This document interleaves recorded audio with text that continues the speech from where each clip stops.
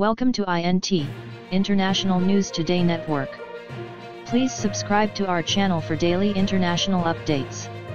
Beijing has condemned statements from London and Washington about arming Taiwan, pointing out that such talk fuels separatism on the disputed island and goes contrary to their recognition of China. UK Foreign Secretary Liz Truss and US Secretary of State Antony Blinken have both come out in support of sending weapons to Taiwan this week.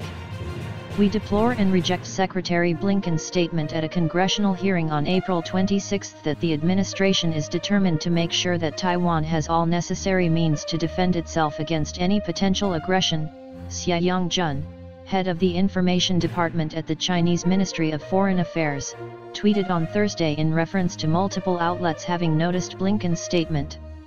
Xia was echoing the words of MFA spokesman Wang Wenbin from the news briefing on Wednesday. Wang told reporters that U.S. statements clash with their recognition of Beijing and the One China policy, and encouraged Taiwanese separatists by selling weapons to the island. The U.S. admits that Taiwan is part of China, but keeps talking about the mainland's potential aggression of Taiwan. Isn't this self-contradictory since a country cannot invade part of its own territory, said Wang. We have this stern warning for the U.S. side. The historical trend of China's reunification cannot be held back, and the One China principle is what underpins peace and stability across the Taiwan Strait, Wang added, warning Washington to not underestimate the strong resolve, determination, and capability of the 1.4 billion Chinese people in defending national sovereignty and territorial integrity or risk bringing unbearable cost to the U.S. itself.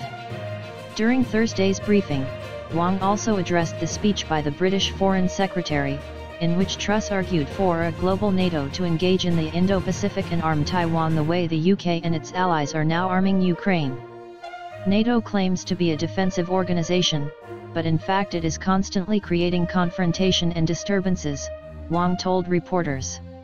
NATO demands that other countries abide by the basic norms of international relations, yet has wantonly waged wars and dropped bombs in sovereign states, killing and displacing innocent civilians. The impact of NATO's eastward expansion on the long-term peace and stability of Europe is worth reflecting upon. NATO has messed up Europe. Is it now trying to mess up the Asia-Pacific and even the world? Wang added. Truss's fiery speech also drew the attention of Global Times, China's English-language state daily, which on Thursday featured an editorial describing London as increasingly willing to serve as a pebble in Washington's global hegemony. Having left the EU and enjoying a special relationship with the US, the UK often says and does things that are inconvenient for Washington and at times being even more aggressive, the outlet noted. Some politicians in London now increasingly see this as a source of uniqueness and superiority. The more they do this, the more they seem to feel the lingering warmth of the UK's prior status as the empire on which the sun never set.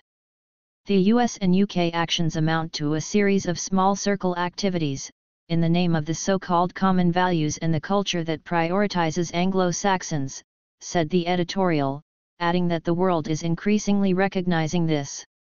Truss and her ilk attempt to bring NATO to Asia and try to destabilize the Pacific, but they are doomed to fail. Treating China as a systemic competitor is also definitely a big misjudgment in the global Britain strategy.